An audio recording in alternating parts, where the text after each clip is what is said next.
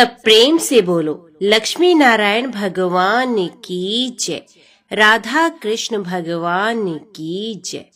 आज की वीडियो में आप सुनेंगे वैशाख मास महात्म्य के अध्याय 15 की कथा। उधर राजा सुबाहु ने जब देखा कि मेरे सैनिक रक्त में डूबे हुए आ रहे हैं, तो उनका शोक शांत सा करते हुए उन्होंने अपने पुत्र की करतूत पूछी। राजा का प्रश्न सुनकर उनके सेवकों ने, जो खून से लथपथ हो रहे थे तथा जिन्होंने रक्त से भीगे हुए वस्त्र धारण कर रखा था, इस प्रकार उत्तर दिया। राजन, आपके पुत्र ने स्वर्ण पत्र आदि के चिन्हों से अलंकृत यज्ञ संबंधी अश्व को जब जाते हुए देखा, तो वीरता के गर्व से शत्रुघ्न को तिनके के समान समझकर उनकी कुछ भी परवाह न करके उसे पकड़वा लिया। इतने में ही घोड़े के पीछे चलने वाला रक्षक थोड़ी सी सेना के साथ वहां आ पहुंचा। उसके साथ राजकुमार का बड़ा भारी युद्ध हुआ, जो रोंगटे खड़े कर देने वाला था। आपके पुत्र दमन अपने बाणों से उस अश्व रक्षक को मूर्छित करके ज्यों ही स्थिर हुए, त्यों ही शत्रुघ्न भी अपनी सेनाओं से घिरे हुए उपस्थित हो गए। तदंतर दोनों दलों में बड़ा भयंकर युद्ध छिड़ा। उसमें सब प्रकार की अस्त्र शस्त्रों का प्रयोग होने लगा। उस युद्ध में आपके महाबली पुत्र ने अनेकों बार विजय पाई है, किंतु इस समय शत्रुघ्न के भतीजे ने वज्र अस्त्र छोड़कर आपके वीर पुत्र को रणभूमि में मूर्छित कर दिया है। सेवकों की ये बात सुनकर राजा सुबाहु राजधानी से निकलकर उस स्थान को चले, जहां उनके पुत्र को पीड़ा पहुंचाने वाले शत्रुघ्न मौजूद थे। राजा सुबाहु को स्वर्ण भूषित रथ पर सवार हो नगर से निकलते देख समस्त शत्रुओं पर प्रहार करने वाले शत्रुघ्न की सेना युद्ध के लिए तैयार हो गई। राजा सुबाहु के भाई का नाम था सुकेतु। वे गदा युग में प्रवीण थे। वे भी अपने रथ पर सवार होकर युद्ध के लिए आए। राजा का पुत्र चित्रांग सब प्रकार की युद्ध कला में निपुण था। वे भी रथ आरूढ़ होकर शीघ्र ही शत्रुघ्न की मतवाली सेना पर चढ़ आया। उसके छोटे भाई का नाम था विचित्र। वे विचित्र प्रकार से संग्राम करने में कुशल था। अपने भाई का दुख सुनकर उसके मन में बड़ी व्यथा हो रही थी, इसलिए वे भी सोने के रथ पर सवार हो युद्ध के लिए उपस्थित हुआ। इनके सिवा और भी अनेकों धनुर्धर वीर, जो सभी अस्त्र शस्त्रों के ज्ञाता थे, राजा की आज्ञा पाकर वीरों से भरी हुई संग्राम भूमि में गए। राजा सुबाहु ने बड़े रोष में भरकर युद्ध क्षेत्र में पदार्पण किया और वहां अपने पुत्र को बाणों से पीड़ित एवं मूर्छित देखा। अपने प्यारे पुत्र दमन को रथ की बैठक में मूर्छित होकर पड़ा देख राजा को बड़ा दुख हुआ और वे पल्लवों से उसके ऊपर हवा करने लगे। उन्होंने कुमार के शरीर पर जल का छींटा दिया और अपने कोमल हाथ से उसका स्पर्श किया। इससे महान अस्त्र वेता वीरवर दमन को धीरे धीरे चेत हो आया। होश में आते ही दमन उठ बैठा और बोला, मेरा धनुष कहाँ है और पुष्कर यहाँ से कहाँ चला गया? मुझसे भिड़कर मेरे बाणों के आघात से पीड़ित होकर वे युद्ध छोड़कर कहाँ भाग गया? पुत्र के यह वचन सुनकर राजा सुबाहु बड़े प्रसन्न हुए और उसे छाती से लगा लिया। पिता को उपस्थित देख दमन ने लज्जा से गर्दन झुका ली। उसका सारा शरीर अस्त्रों की मार से घायल हो गया था, तो भी उसने बड़ी भक्ति के साथ पिता के चरणों में मस्तक रखकर प्रणाम किया। बेटे को पुनः रथ पर बिठाकर युद्ध कर्म में कुशल राजा सुबाहु ने सेनापति से कहा, इस युद्ध में तुम अपनी सेना को क्रौंच व्यूह के रूप में खड़ी करो। उस व्यूह को जीतना शत्रु के लिए अत्यंत कठिन है। उसी का आश्रय लेकर मैं राजा शत्रुघ्न की सेना पर विजय प्राप्त करूंगा। महाराज सुबाहु की बात सुनकर सेनापति ने अपने सैनिकों का क्रौंच नामक सुंदर व्यूह बनाया।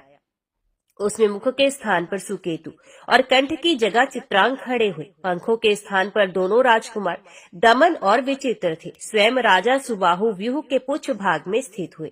मध्य भाग में उनकी विशाल सेना थी, जो रथ, गज, अश्व और पैदल इन चारों अंगों से शोभा पा रही थी।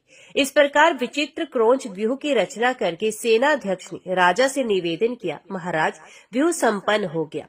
राजा सुबाहु की सेना आकार बड़ा भयंकर दिखाई देता था। वे मेघों की घटा के समान जान पड़ती थी।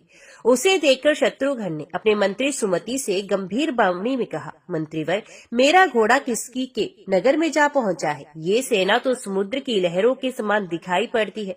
सुमति ने कहा, राजन, यहाँ से पास ही चक्रांका नाम वाली सुंदर नगरी विराजमान है। उसके भीतर ऐसे मनुष्य निवास करते हैं जो भगवान विष्णु की भक्ति से पाप रहित हो गए हैं। ये धर्मज्ञों ऋषियों में श्रेष्ठ राजा सुबाहु उसी नगरी के स्वामी हैं। इस समय ये अपने पुत्र पौत्रों के साथ तुम्हारे सामने विराजमान है।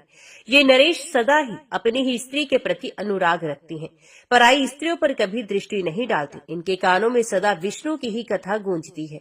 अन्य विषयों का प्रतिपादन करने वाली कथा वार्ता ये कभी नहीं सुनते। रचा की आय के छठे भाग से अधिक दूसरे का धन कभी नहीं ग्रहण करते। ये धर्मात्मा है और विष्णु बुद्धि और भक्ति पूर्व ब्राह्मणों की पूजा करते हैं। सदा भगवान की सेवा में लगे रहते और भगवान विष्णु के चरणार विंदों का मकरंद पान करने के लिए भ्रमर की भांति लोलुप बने रहती हैं। पर धर्म से विमुख हो सदा सब धर्म का ही सेवन करते हैं। वीरों में कहीं भी इनके बल की समानता नहीं। इस समय अपने पुत्र का युद्ध के मैदान में गिरना सुनकर ये क्रोध और शोक से व्याकुल होकर युद्ध के लिए उपस्थित हुए हैं। मंत्री की बात सुनकर शत्रुघ्न ने अपने श्रेष्ठ योद्धाओं से कहा, वीरों, राजा सुबाहु के सैनिकों ने आज क्रौंच व्यूह का निर्माण किया है। इसके मुख और पक्ष भाग में प्रधान योद्धा खड़े हुए हैं। तुम लोगों में कौन सा ऐसा शस्त्र वेता है जो उन वीरों का भेदन करेगा, जिसमें व्यूह का भेदन करने की शक्ति है, जो वीरों पर विजय पाने के लिए उदित हो? वे मेरे हाथ से पान का बीड़ा उठा ले। उस समय वीर लक्ष्मी निधि ने क्रौंच व्यूह को तोड़ने की प्रतिज्ञा करके बीड़ा उठा लिया। पुष्कर ने उनके पीछे सहायता के लिए जाने का विचार किया। तदंतर शत्रुघ्न की आज्ञा से रिपुताप, नीलरत्न, उग्रासे और वीरमर्दन ये सब लोग क्रौंच व्यूह का भेदन करने के लिए लक्ष्मी निधि के साथ गए। व्यूह के मुख भाग में सुकेतु खड़े थे। उनसे लक्ष्मी निधि ने कहा, मैं राजा जनक का पुत्र हूँ। मेरा नाम लक्ष्मी निधि है। मैं कहता हूँ, समस्त दानव कुल का विनाश करने वाले भगवान श्री रामचंद्र जी के यज्ञ संबंधी अश्व को छोड़ दो, नहीं तो मेरे बाणों से घायल होकर तुम्हें यमराज के लोक में जाना पड़ेगा। लक्ष्मी निधि के ऐसा कहने पर महाबली सुकेतु ने बड़े वेग से अपना धनुष चढ़ाया और तुरंत ही रण क्षेत्र में बाणों की झड़ी लगा दी। ये देख लक्ष्मी निधि ने भी अपने धनुष की प्रत्यंचा चढ़ाई और सुकेतु के बाण समूह को वेग पूर्वक नष्ट करके उनकी छाती में 6 तीखे बाण मारे। उनके प्रहार से सुकेतु की छाती छिद गई। इसे क्रोध में भरकर उन्होंने 20 तीखे बाणों से लक्ष्मी निधि को मारा। तब लक्ष्मी निधि ने अपने धनुष पर अनेकों सुदृढ़ एवं तेज धार वाले बाण चढ़ाए। उनमें से 4 साइकों द्वारा उन्होंने सुकेतु के घोड़ों को मार डाला। एक से उनकी भयंकर ध्वजा को हंसते हंसते काट गिराया। एक बार से सारथी का मस्तक धड़ से अलग करके पृथ्वी पर डाल दिया। एक के द्वारा उन्होंने रोष में भरकर प्रत्यंचा सहित सुकेतु के धनुष को काट डाला तथा एक बाण से उनकी छाती में बड़े वेग से प्रहार किया। लक्ष्मी निधि के इस अद्भुत कर्म को देखकर समस्त वीरों को बड़ा विस्मय हुआ। धनुष, रथ, घोड़े और सारथी के नष्ट हो जाने पर सुकेतु बहुत बड़ी गदा हाथ में लेकर युद्ध के लिए आगे बढ़ा। गदा युद्ध में कुशल शत्रु को विशाल गदा लिए आते देख लक्ष्मी निधि भी लोहे की बनी हुई भारी गदा लेकर रथ से उतर पड़े और गदा युद्ध में परवीन वे दोनों वीर एक दूसरे को जीतने के लिए अत्यंत क्रोध पूर्वक युद्ध करने लगे। उस समय लक्ष्मी निधि ने कुपित होकर गदा ऊपर उठाई और सुकेतु की छाती पर गहरी चोट पहुंचाने के लिए वे बड़े वेग से उनकी ओर झपटे, किंतु महाबली सुकेतु ने उनकी चलाई हुई गदा को अपने हाथ में पकड़ लिया और पुनः वही गदा उनकी छाती में दे मारी। अपनी गदा को शत्रु के हाथ में गई देख राजा लक्ष्मी निधि ने बाहु युद्ध के द्वारा लड़ने का विचार किया। फिर तो दोनों एक दूसरे से गुथ गए। पैर में पैर, हाथ में हाथ और छाती में छाती सटाकर बड़े वेग से युद्ध करने लगे। इस प्रकार एक दूसरे का वध करने की इच्छा से परस्पर भिड़े हुए वे दोनों वीर आपस के बल के आक्रांत होकर मूर्छित हो गए। ये देखकर हजारों योद्धा विस्मय विमुग्ध हो उन दोनों की प्रशंसा करते हुए कहने लगे, राजा लक्ष्मी निधि धन्य है तथा महाराज सुबाहु के बलवान भ्राता सुकेतु भी धन्य है। राजकुमार चित्रांग क्रौंच व्यूह के कंठभाग में रथ पर विराजमान था। अनेकों वीरों से घिरे हुए होने के कारण उसकी बड़ी शोभा हो रही थी। वह अवतारी भगवान विष्णु ने जिस प्रकार समुद्र में प्रवेश किया था उसी प्रकार उसने भी शत्रुघ्न की सेना में प्रवेश किया। उसका धनुष अत्यंत सुदृढ़ और मेघ गर्जना के समान टंकार करने वाला था। चित्रांग ने उसे खींचकर चढ़ाया और करोड़ों शत्रुओं को भस्म करने वाले तीखे बाणों का प्रहार आरंभ किया। उन बाणों से समस्त शरीर छिन्न भिन्न हो जाने के कारण बहुत से योद्धा धराशायी हो गए। इस प्रकार घोर संग्राम आरंभ हो जाने पर पुष्कर भी युद्ध के लिए गए। चित्रांग और पुष्कर दोनों एक दूसरे से भिड़ गए। उस समय उन दोनों का स्वरूप बड़ा ही मनोहर दिखाई देता था। पुष्कर ने सुंदर भ्रम का अस्त्र का प्रयोग करके चित्रांग के दिव्य रथ को आकाश में घुमाना आरंभ किया। ये एक अद्भुत सी बात हुई। एक मुहूर्त आकाश में चक्कर लगाने के बाद घोड़ों सहित वे रथ बड़े कष्ट से स्थिर हुआ और युद्ध भूमि में आकर ठहरा। उसमें चित्रांग ने कहा, पुष्कर, तुमने बड़ा उत्तम पराक्रम दिखाया। श्रेष्ठ योद्धा संग्राम में ऐसे कर्मों की बड़ी सराहना करते हैं। तुम घोड़ों सहित मेरे रथ को आकाश में घुमाते रह गए, किंतु अब मेरा भी पराक्रम देखो, जिसकी शूरवीर प्रशंसा करते हैं। ऐसा कहकर चित्रांग ने युद्ध में बड़े भयंकर अस्त्र का प्रयोग किया। उस बाण से आबद्ध होकर पुष्कर का रथ आकाश में पक्षी की भांति घोड़े और सारथी सहित चक्कर लगाने लगा।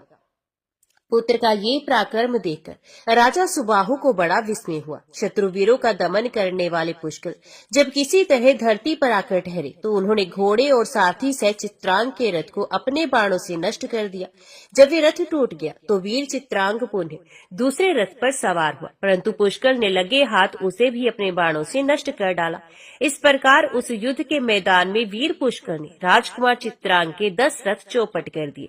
तब चित्रांग एक विचित्र रथ पर सवार होकर पुष्कर के साथ युद्ध करने के लिए बड़े वेग से आया। उसने क्रोध में भरकर 5 भल्ल हाथ में लिए और महातेजस्वी भरतपुत्र के मस्तक को उनका निशाना बनाया।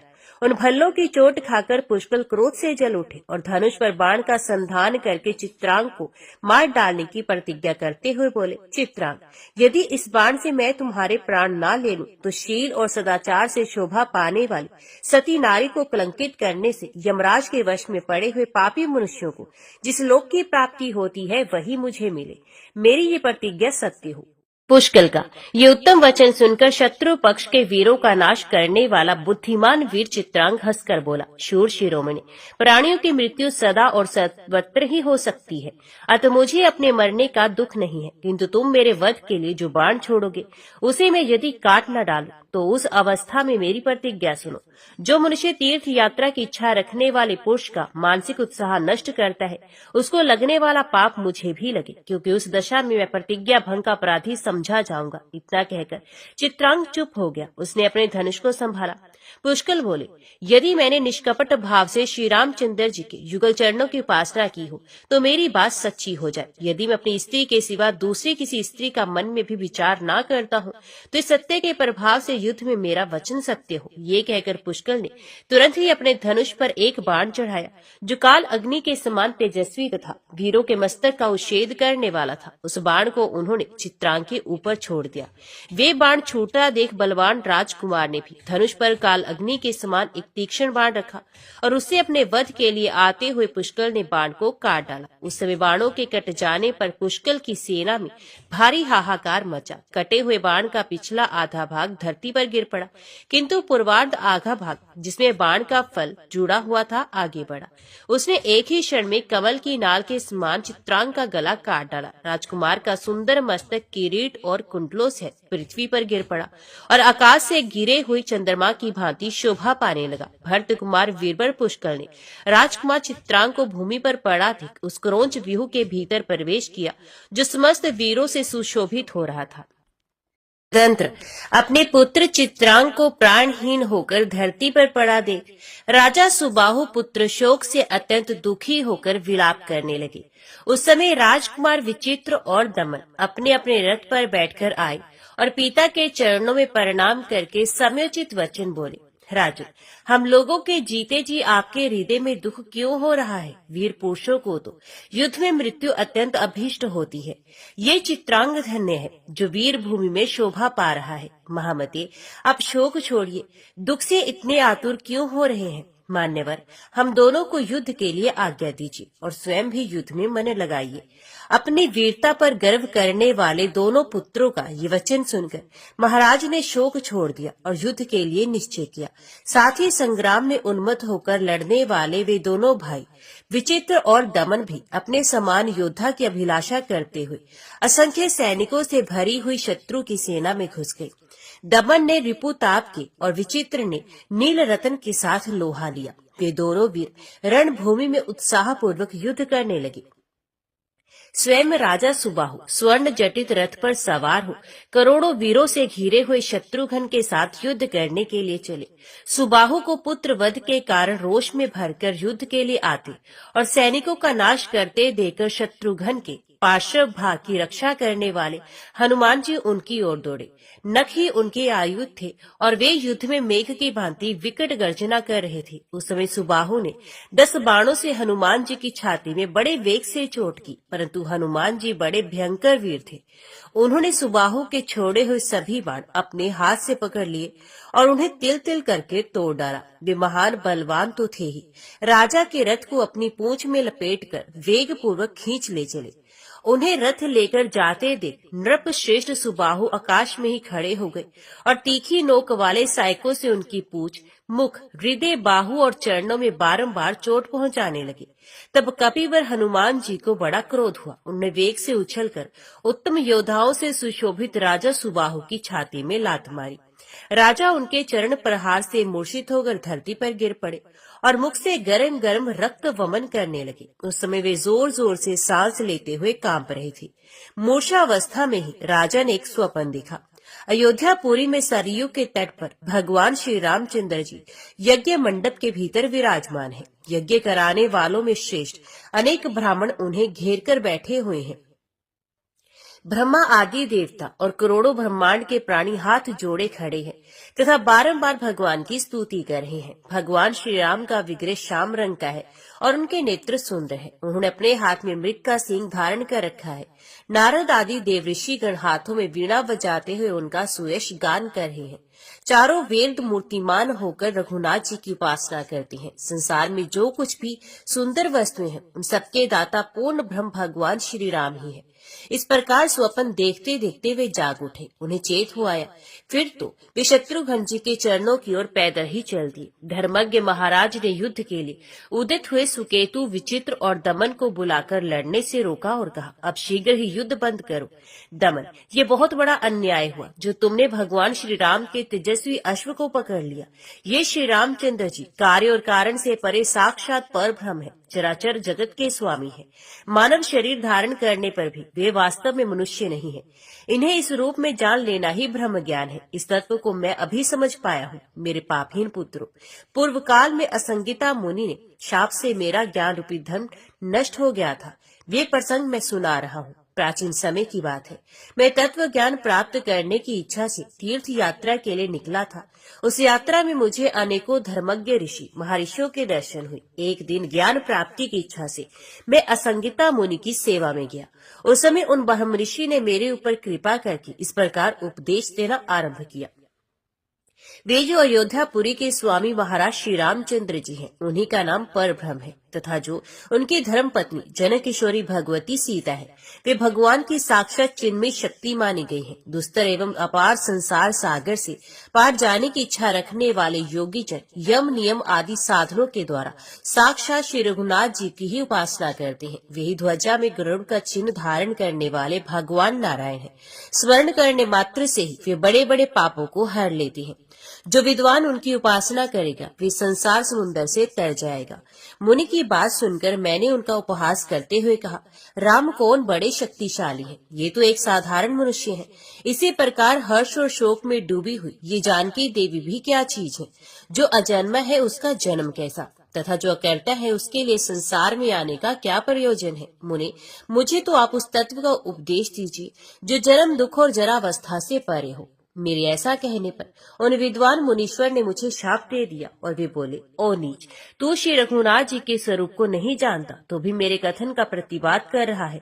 इन भगवान श्री रामचंद्र जी की निंदा करता है और ये साधारण मनुष्य है ऐसा कहकर उनका उपहास कर रहा है। इसलिए तो तत्व ज्ञान से शून्य होकर केवल पेट पालने में लगा रहेगा।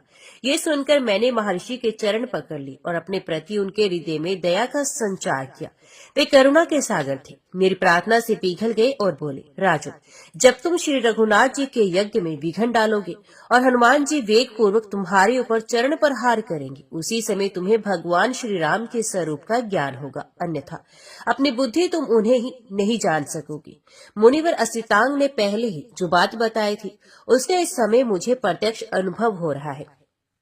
अतः अब मेरे महाबली सैनिक रघुनाथ जी के शोभायमान अश्व को ले आए। उसके साथ ही मैं बहुत सा धन, वस्त्र तथा ये राज्य भी भगवान को अर्पण कर दूंगा। वे यज्ञ अत्यंत पुण्य प्रदान करने वाला है। उसमें श्री रामचंद्र जी का दर्शन करके मैं कृतार्थ हो जाऊंगा। इसलिए घोड़े सहित अपना सर्वस्व समर्पण कर देना ही मुझे अच्छा जान पड़ता है। उत्तम रीति से युद्ध करने वाले सुबाहु पुत्रों ने पिता की बात सुनकर बड़ा हर्ष प्रकट किया। वे महाराज सुबाहु को श्री रघुनाथ जी के दर्शन के लिए उत्कंठित देकर उनसे बोले, राजन, हम लोग आपके चरणों के सिवा और कुछ नहीं जानते, अतः आपके हृदय में जो शुभ संकल्प प्रकट हुआ है वे शीघ्र ही पूर्ण होना चाहिए। सफेद चवर से सुशोभित, रतन और माला आदि की शोभा से संपन्न तथा चंदन आदि के द्वारा चर्चित ये यज्ञ संबंधी अश्व शत्रुघ्न जी के पास ले जाइए। आपकी आज्ञा के अनुसार उपयोग होने में ही इस राज्य की सार्थकता है। स्वामी, प्रचुर समृद्धियों से भरे हुए कोष, हाथी, घोड़े, वस्त्र, रतन, मोती तथा मूंगे आदि द्रव्य लाखों की संख्या में प्रस्तुत हैं। इनके सिवा और भी जो महान अभय उदय की वस्तुएं हैं, उन सबको श्री रामचंद्र जी की सेवा में समर्पित कीजिए। हम सभी पुत्र आपके किंकर हैं, हमें भी भगवान की सेवा में अर्पण कर दीजिए। पुत्रों के ये वचन सुनकर महाराज सुबाहु को बड़ा हर्ष हुआ। वे आज्ञा पालन के लिए उदित हुए अपने वीर पुत्रों से इस प्रकार बोले, तुम सब लोग हाथों में हथियार ले नाना प्रकार के रथों से घिरकर कवच आदि से सुसज्जित हो। घोड़े को यहाँ ले आओ, तत्पश्चात मैं राजा शत्रुघ्न के पास चलूंगा। राजा सुबाहु के वचन सुनकर विचित्र दमन, सुकेतु तथा अन्यान्य वीर उनकी आज्ञा का पालन करने के लिए उदित हो नगर में गए और उस मनोहर अश्व को, जो सफेद चवर से संयुक्त और स्वर्ण पत्र आदि से अलंकृत था, राजा के सामने ले आए। रत्नमाला आदि से विभूषित और मन के समान वेगवान उस अश्वमेध यज्ञ के घोड़े को लाया गया देख बुद्धिमान राजा को बड़ी प्रसन्नता हुई। वे अपने पुत्र पौत्रों के साथ परम धार्मिक शत्रुघ्न जी के समीप पैदल ही चले। उन्हें अच्छी तरह मालूम था ये धन नश्वर है, जो लोग इसमें आसक्त होते हैं उन्हें ये दुख ही देता है। यही सोचकर वे विनाश की ओर जाने वाले धन का सदुपयोग करने के लिए वहां से चले। निकट जाकर उन्होंने देखा शत्रुघ्न जी श्वेत शस्त्र से सुशोभित है तथा मंत्री सुमति से भगवान श्री राम की कथा वार्ता पूछ रहे हैं। भय की बात तो उन्हें छू भी नहीं सकी थी। वे वीरोचित शोभा से उद्दीप्त हो रहे थे। उनका दर्शन करके पुत्र सहित राजा सुबाहु ने शत्रुघ्न जी के चरणों में प्रणाम किया और अत्यंत हर्ष में भरकर कहा, मैं धन्य हो गया। उस समय उनका मन एकमात्र श्री रघुनाथ जी के चिंतन में लगा हुआ था। शत्रुघ्न ने देखा ये अद्भुत राजा सुबाहु मेरे प्रेमी होकर मिलने आए हैं, तो वे आसन से उठ खड़े हुए और सबके साथ बाहें पसार कर मिले। विपक्षी वीरों का नाश करने वाले राजा सुबाहु ने शत्रुघ्न जी का भलीभांति पूजन करके अत्यंत हर्ष प्राप्त किया और गदगद स्वर से कहा, करुणानिधि, आज मैं पुत्र, कुटुंब और वाहन से धन्य हो गया, क्योंकि इस समय मुझे करोड़ों राजाओं द्वारा अभिवंदित आपके चरणों का दर्शन हो रहा है। मेरा पुत्र दमन अभी नादान है, इसलिए इसने इस श्रेष्ठ अश्व को पकड़ लिया है। आप इसके अनीतिपूर्ण बर्ताव को क्षमा कीजिए, जो संपूर्ण देवताओं के भी देवता है तथा जो लीला से ही जगत की सृष्टि, पालन और संहार करने वाले हैं। उन रघुवंश शिरोमणि श्री रामचंद्र जी को ये नहीं जानता, इसी से इसके द्वारा ये अपराध हो गया है। हमारे इस राज्य का प्रत्येक अंग समृद्धिशाली है, सेना और सवारियों की संख्या भी बहुत बड़ी चढ़ी है। ये सब श्री राम की सेवा में समर्पित हैं। ये मेरे पुत्र और हम भी आप ही के हैं। हम सब लोगों के स्वामी भगवान श्री राम ही हैं। हम आपकी प्रत्येक आज्ञा का पालन करेंगे। मेरी दी हुई ये सभी वस्तुएं स्वीकार करके इन्हें सफल बनाइए। मेरे पास कोई भी ऐसी वस्तु नहीं जो ग्रहण करने की योग्य ना हो। श्री राम जी के चरणार बिंदु के मधुकर हनुमान जी कहा है, उन्हीं की कृपा से मैं राजा धीराज भगवान राम का दर्शन करूंगा। साधुओं का संग हो जाने पर इस पृथ्वी पर क्या क्या नहीं मिल जाता। मैं महामूढ़ था, किंतु संत के प्रसाद से ही आज मेरा ब्रह्म शाप से उद्धार हुआ है। अब मैं पद्म पत्र के समान विशाल लोचनों वाले महाराज श्री रघुनाथ जी का दर्शन करके इस लोक में जन्म लेने पर संपूर्ण एवं दुर्लभ फल प्राप्त करूंगा। मेरी आयु का बहुत बड़ा भाग श्री राम के वियोग में ही बीत गया। अब थोड़ी सी ही आयु शेष रह गई है, इसमें मैं श्री रघुनाथ जी का कैसे दर्शन करूंगा। मुझे यज्ञ कर्म में कुशल श्री रामचंद्र जी का दर्शन कराइए, जिनके चरणों की धूलि से पवित्र होकर शीला भी मुनि पत्नी में हो गई थी तथा युद्ध में जिनके मुखारविंद का अवलोकन करके अनेकों वीर परम पद को प्राप्त हो गए। जो लोग आदर पूर्वक श्री रघुनाथ जी का नाम लेते हैं, उसी परम धाम धाम को प्राप्त होती हैं, जिसका योगी लोग चिंतन किया करते हैं। अयोध्या के लोग धन्य हैं, जो अपने नेत्रपुटों के द्वारा श्री राम के मुख कमल का मकरंद पान करके सुख पाते हैं और महान अभ्युदय को प्राप्त होते हैं। शत्रुघ्न ने कहा, राजन, आप ऐसा क्यों कहती हैं? आप वृद्ध होने के नाते मेरे पूज्य हैं। आपका ये सारा राज्य राजकुमार दमन के अधिकार में रहना चाहिए। क्षत्रियों का कर्तव्य ही ऐसा है, जो युद्ध का अवसर उपस्थित कर देता है। संपूर्ण राज्य और ये धन सब मेरी आज्ञा से लौटा ली जाए। महीपति, जिस प्रकार श्रीनाथ जी मेरे लिए मन वाणी द्वारा सदा ही पूजनीय है, उसी प्रकार आप भी पूजनीय होंगे। इस घोड़े के पीछे चलने के लिए आप भी तैयार हो जाइए। परम बुद्धिमान शत्रुघ्न जी का कथन सुनकर सुबाहु ने अपने पुत्र को राज्य पर भिक्षित किया। उस समय शत्रुघ्न जी ने उनकी बहुत सराहना की। तदंतर वे महारथियों से घिरकर रणभूमि में गए और पुष्कल के हाथ से मरे हुए अपने पुत्र का विधि पूर्वक दाह संस्कार करके कुछ देर शोक में डूबे रहे। उनका वे शोक साधारण लोगों की ही दृष्टि में था। वास्तव में तो वे महारथी नरेश तत्व ज्ञानी थे। अतः श्री रघुनाथ जी का निरंतर स्मरण करते हुए उन्होंने ज्ञान के द्वारा अपना समस्त शोक दूर कर दिया। फिर अस्त्र शस्त्रों से सुसज्जित होकर रथ पर बैठे और विशाल सेना के साथ महारथियों को आगे करके शत्रुघ्न के पास आए। राजा शत्रुघ्न ने सुबाहु को संपूर्ण सेना के साथ उपस्थित देखकर घोड़े की रक्षा के लिए जाने का विचार किया। सुबाहु के यहाँ से छूटने पर विभाल पत्र से चिन्हित अश्व भारतवर्ष की वामावर्त परिक्रमा करता हो पूर्व दिशा के अनेकों देशों में गया। उन सभी देशों में बड़े बड़े शूरवीरों द्वारा पूजित भूपाल उस अश्व को प्रणाम करते थे। कोई भी उसे पकड़ता नहीं था। कोई विचित्र विचित्र वस्त्र, कोई अपना महाराज तथा कोई धन वैभव या कोई वस्तु भेंट के लिए लाकर अश्व सहित शत्रुघ्न को प्रणाम करते थे। स्वर्ण पत्र से शोभा पाने वाला ये यज्ञ संबंधी अश्व पूर्वोक्त देशों में भ्रमण करता हुआ तेजपुर में गया, जहाँ के राजा सत्यवान सत्य धर्म का आश्रय लेकर प्रजा का पालन करते थे। तदंतर शत्रु के नगर का विध्वंस करने वाले श्री रघुनाथ जी के भाई शत्रुघ्न जी करोड़ों वीरों से घिरकर घोड़े के पीछे पीछे उस राजा के नगर के पास पहुंचे। वे नगर बड़ा रमणीय था। चित्र विचित्र प्रकार उसकी शोभा बढ़ा रहे थे।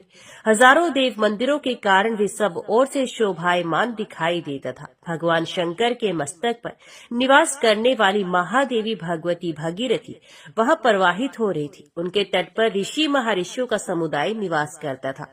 तेजपुर में रहने वाले प्रत्येक ब्राह्मण के घर में जो अग्निहोत्र का धुआं उठता था, वे पाप में डूबे हुए बड़े बड़े पातकियों को भी पवित्र कर देता था। उस नगर को देखकर शत्रुघ्न ने सुमति से पूछा, मंत्रीवर, ये सामने दिखाई देने वाला नगर किसका है, जो धर्म पूर्वक पालित होने के कारण मेरे मन को अपार आनंद प्रदान करता है? सुमति ने कहा, स्वामी, यहाँ के राजा भगवान विष्णु के भक्त हैं। आप सावधान होकर उनकी कल्याण में कथाओं को सुने। उनका श्रवण करने से मनुष्य ब्रह्म हत्या जैसे पाप से भी मुक्त हो जाता है। इस नगर के राजा का नाम है सत्यवान।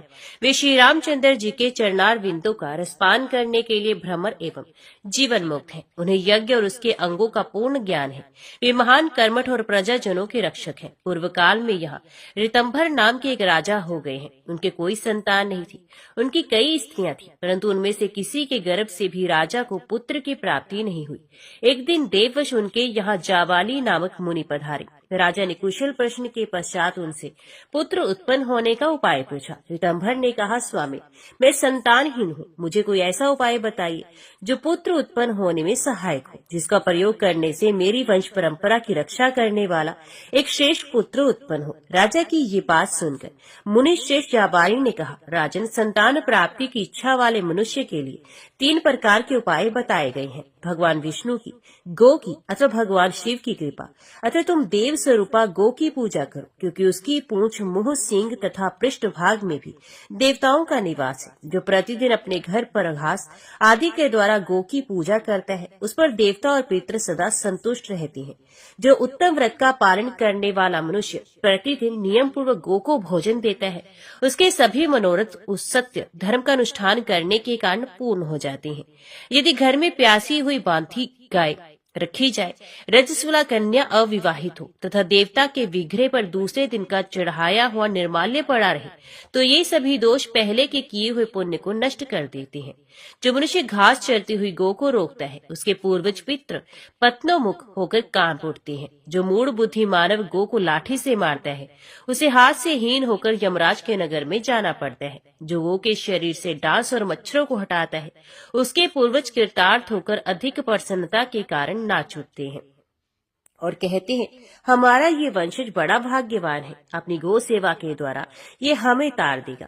इस विषय में जानकर लोग एक प्राचीन इतिहास का उदाहरण दिया करते हैं जो धर्मराज के नगर में राजा जनक के सामने अद्भुत रूप से घटित हुआ था। एक समय की बात है, राजा जनक ने योग के द्वारा अपने शरीर का परित्याग कर दिया। उस समय उनके पास एक विमान आया जो शूद्र घंटिकाओं से शोभा पा रहा था। राजा दिव्य देह से विमान पर आरूढ़ होकर चल दिए और उनके त्यागे हुए शरीर को सेवकगण उठा ले गए।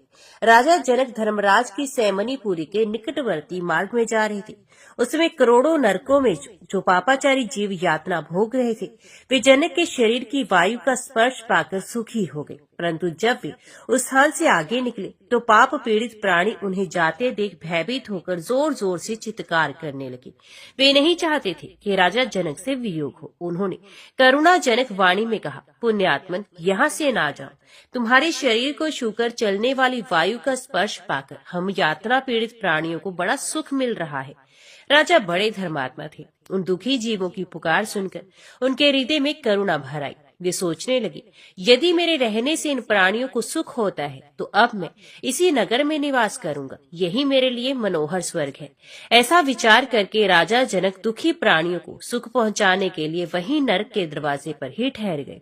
उस समय उनका हृदय दया से परिपूर्ण हो रहा था। इतने में ही नरक के उस दुखदायी द्वार पर नाना प्रकार के पातक के करने वाले प्राणियों को कठोर यातना देते हुए स्वयं धर्मराज उपस्थित हुए।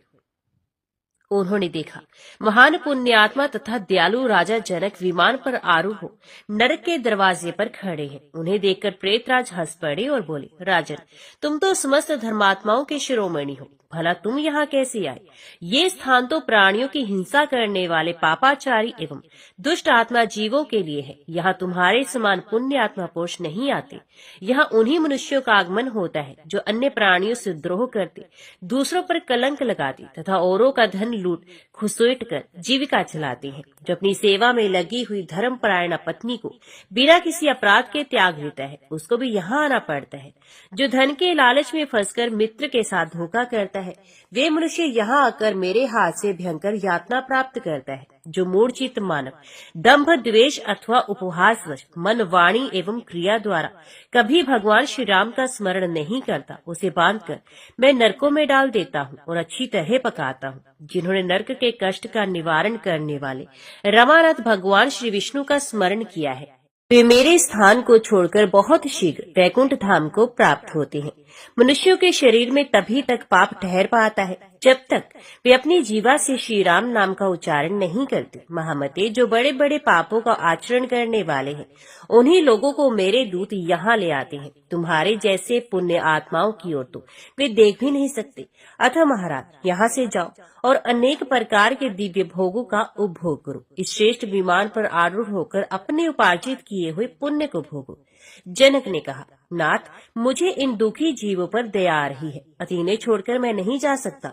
मेरे शरीर की वायु का स्पर्श पाकर इन लोगों को सुख मिल रहा है। धर्मराज, यदि आप नरक में पड़े हुए इन सभी प्राणियों को छोड़ दें तो मैं पुण्यात्माओं के निवास स्थान स्वर्ग को सुख पूर्वक जा सकता हूँ। धर्मराज बोले, राजन, ये जो तुम्हारे सामने खड़ा है इस पापी ने अपने मित्र की पत्नी के साथ जो इसके ऊपर पूर्ण विश्वास करती थी बलात्कार किया है। इसलिए मैंने इसे लोह शंकु नामक नरक में डालकर 10,000 वर्ष तक पकाया है। इसके पश्चात इसे सुअर की योनि में डालकर अंत में मनुष्य के शरीर में उत्पन्न करना है। मनुष्य योनि में नपुंसक होगा। इस दूसरे पापी ने अनेकों बार बलपूर्वक पराई स्त्रियों का आलिंगन किया है, इसलिए वे 100 वर्ष तक रौरव नरक में पकाया जाएगा। और ये जो पापी खड़ा है ये बड़ी नीच बुद्धि का है। इसने दूसरों का धन चुराकर स्वयं भोगा है, इसलिए इसके दोनों हाथ काटकर मैं इसे यूप शोणित नामक नरक में पकाऊंगा। इसलिए सायंकाल के समय भूख से पीड़ित हो घर पर आए हुए अतिथि का वचन द्वारा भी स्वागत सत्कार नहीं किया। अतः इसे अंधकार से भरे हुए तामिस्त्र नामक नरक में गिराना उचित है। वहां भ्रमरों से पीड़ित होकर ये 100 वर्षों तक यातना भोगे। ये पापी उच्च स्वर से दूसरों की निंदा करते हुए कभी लज्जित नहीं हुआ तथा उसने भी कान लगा लगाकर अनेकों बार दूसरों की निंदा सुनी है। अतः ये दोनों पापी अंधकूप में पड़कर दुख पर दुख उठा रहे हैं। ये जो अत्यंत उद्गिन दिखाई दे रहा है, मित्रों से द्रोह करने वाला, इसलिए इसे रौरव नरक में पकाया जाता है। इन सभी पापियों को इनके पापों का भोग कराकर छुटकारा दूंगा। अतः तुम उत्तम लोकों में जाओ, क्योंकि तुमने पुण्य राशि का उपार्जन किया है। जनक ने पूछा, धर्मराज, इन दुखी जीवों का नरक से उद्धार कैसे होगा? आप वे उपाय बताएं जिसका अनुष्ठान करने से इन्हें सुख मिले। धर्मराज बोले, महाराज, इन्होंने कभी भगवान विष्णु की आराधना नहीं की, इनकी कोई कथा नहीं सुनी, फिर इन पापियों को नरक से छुटकारा कैसे मिल सकता है? इन्होंने बड़े बड़े पाप किए हैं, तो भी यदि तुम इन्हें छुड़ाना चाहते हो तो अपना पुण्य अर्पण करो। कौन सा पुण्य? सो मैं बताता हूँ। एक दिन प्रातःकाल उठकर तुमने शुद्ध चित्त से श्री रघुनाथ जी का ध्यान किया था, जिनका नाम महान पापों का भी नाश करने वाला है। नरश्रेष्ठ, उस दिन तुमने जो अकस्मात राम राम का उच्चारण किया था, उसी का पुण्य इन पापियों को दे डालो, जिससे इनका नरक से उद्धार हो जाए।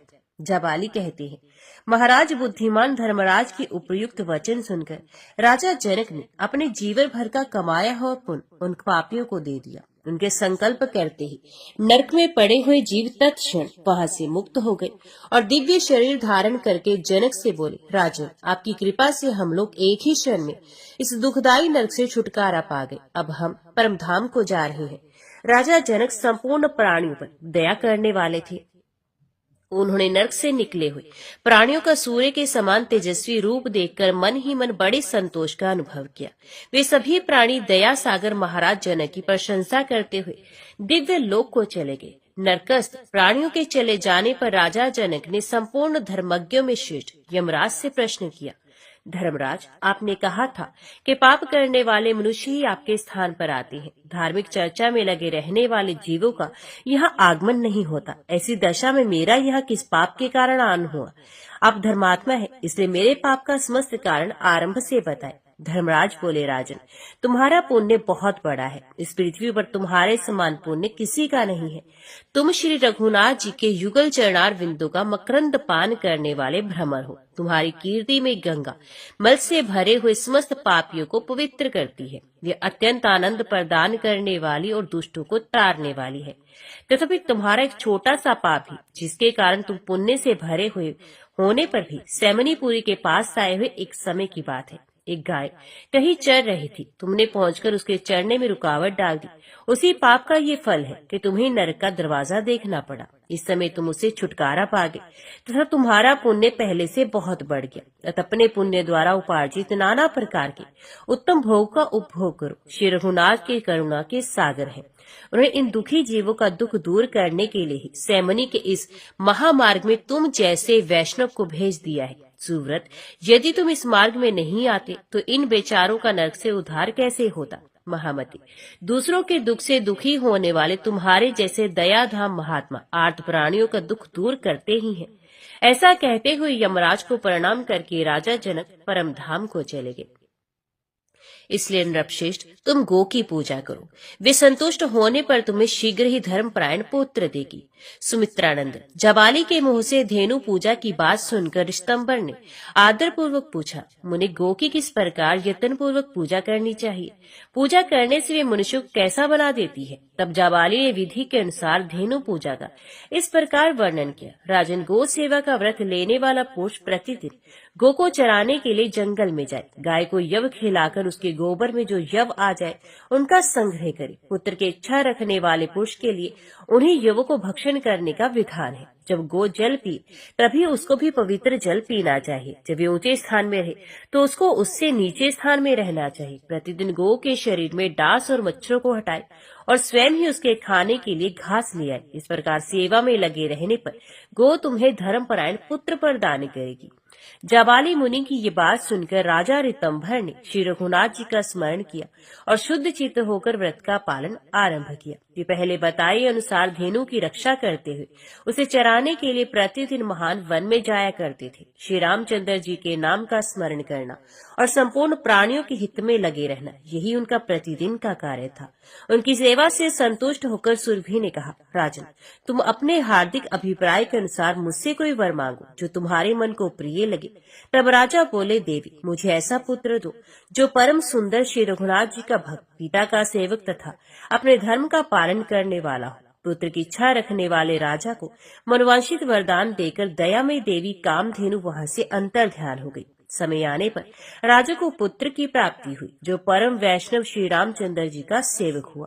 पिता ने उसका नाम सत्यवान रखा। सत्यवान बड़े ही पितृभक्त और इंद्र के समान पराक्रमी हुए। उनको पुत्र के रूप में पाकर राजा ऋतंभर को बड़ी प्रसन्नता हुई। अपने पुत्र को धार्मिक जानकर राजा हर्ष में मगन रहते थे। वे राज्य का भार सत्यवान को ही सौंप स्वयं तपस्या के लिए वन में चले गए। वहां भक्तिपूर्ण हृदय से भगवान ऋषिकेश की आराधना करके वे निष्पाप हो गए और शरीर सहित भगवत धाम को चले गए। शत्रुघ्न जी। ऋतंभर के चले जाने पर राजा सत्यवान ने भी अपने धर्म के अनुष्ठान से लोकनाथ श्री रघुनाथ जी को संतुष्ट किया। भगवान रमानाथ ने प्रसन्न होकर सत्यवान को अपने चरण कमलों में अविचल भक्ति प्रदान की, जो यज्ञ करने वाले पुरुषों के लिए करोड़ों पुण्यों के द्वारा भी दुर्लभ है। वे प्रतिदिन सुस्थिर चित्त से संपूर्ण लोगों को पवित्र करने वाले श्री रघुनाथ जी की कथा का आयोजन करते हैं। उनके हृदय में सबके प्रति दया भरी हुई है।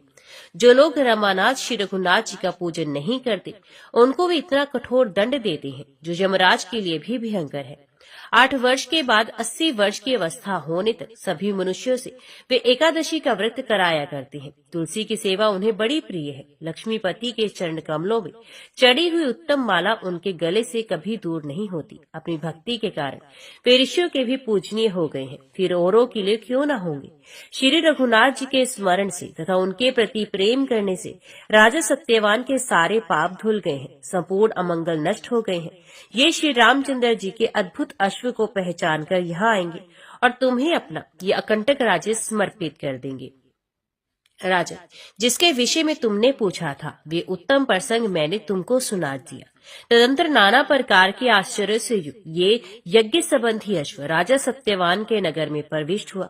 उसे देखकर वहां की सारी जनता ने राजा के पास जन निवेदन किया, महाराज, भगवान श्री राम का अश्व इस नगर के मध्य से होकर आ रहा है। शत्रुघ्न उसके रक्षक हैं। राम, ये 2 अक्षरों का अत्यंत मनोरम नाम सुनकर सत्यवान के हृदय में बड़ी प्रसन्नता हुई। उनकी वाणी गदगद हो गई और वे कहने लगे, जिन भगवान श्री राम को मैं सदा अपने हृदय में धारण करता हूँ, मन में चिंतन करता हूँ, उन्हीं का अश्व शत्रुघ्न जी के साथ मेरे नगर में आया है। उसके पास श्री राम के चरणों की सेवा करने वाले हनुमान जी भी होंगे, जो कभी भी श्री रघुनाथ जी को अपने मन से नहीं विसारते। जहाँ शत्रुघ्न है वहाँ वायु नंदन हनुमान जी हैं, तथा जहाँ श्री रामचंद्र जी के चरण कमलों की सेवा में रहने वाले अन्य लोग मौजूद हैं, वही मैं भी जाता हूँ। उन्होंने मंत्री को आज्ञा दी, तुम समूचे राज्य का बहुमूल्य धन लेकर शीघ्र ही मेरे साथ आओ। मैं श्री रघुनाथ जी के श्रेष्ठ अश्व की रक्षा अथवा श्री राम चरणों की सुदुर्लभ सेवा करने के लिए जाऊंगा। ये कहकर वे सैनिकों के साथ शत्रुघ्न के पास चले गए। इतने में ही श्री राम के छोटे भाई शत्रुघ्न भी राजधानी में आ पहुंचे। राजा सत्यवान मंत्रियों के साथ उनके पास आए और चरणों में पड़कर उन्हें अपना समृद्धिशाली राज्य अर्पण कर दिया। शत्रुघ्न ने राजा सत्यवान को श्री राम भक्त जानकर उनका विशाल राज्य उन्हीं के पुत्र को, जिसका नाम रुकम था, दे दिया। सत्यवान हनुमान जी से मिलने के पश्चात श्री राम सेवक सुबाहु से मिले तथा और भी जितने राम भक्त वहां पधारे थे, उन सबको हृदय से लगाकर उन्होंने अपने आप को कृतार्थ माना। फिर शत्रुघ्न जी को साथ होकर वे मन ही मन बड़े प्रसन्न हुए। इतने में ही वीर पुरुषों द्वारा सुरक्षित वे अश्व दूर निकल गया। अथ शूर वीरों से घिरे हुए शत्रुघ्न जी भी राजा सत्यवान को साथ लेकर वहां से चले गए। ओम नमो भगवते वासुदेवाय नमः। जय श्री राधे कृष्णा।